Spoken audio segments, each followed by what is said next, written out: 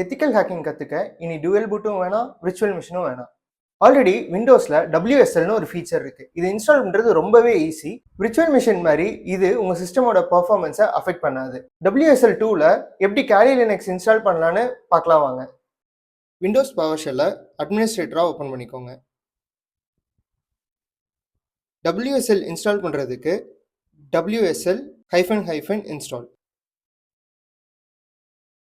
Click enter. டிஃபால்ட்டாக Ubuntu install ஆகும்.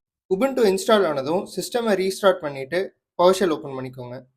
இப்போது WSL வெர்ஷன் 1 இன்ஸ்டால் ஆகிருக்கும். இதை வெர்ஷன் 2 நம்ம சேஞ்ச் பண்ணணும். இதுக்கு WSL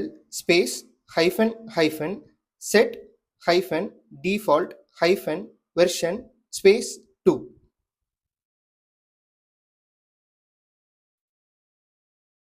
கிளிக் என்டர். கேலி லினக்ஸ் அவைலபிளான்னு செக் பண்ணுறதுக்கு WSL-list-online.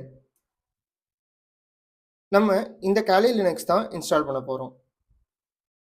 இந்த கேலி லினக்ஸை இன்ஸ்டால் பண்ணுறதுக்கு WSL-install-d-kali-linux. நான் ஆல்ரெடி இன்ஸ்டால் பண்ணதுனால எனக்கு ஆல்ரெடி எக்ஸிஸ்ட்னு வருது.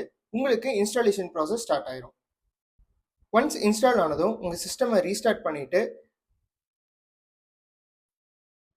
சர்ச்சில் கேலி லினக்ஸ்னு டைப் பண்ணுங்கள்.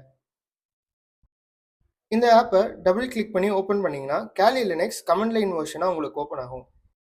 இதில் பேசிக்கான என்மேப் மாதிரி டூல்ஸ் எல்லாமே யூஸ் பண்ணலாம்.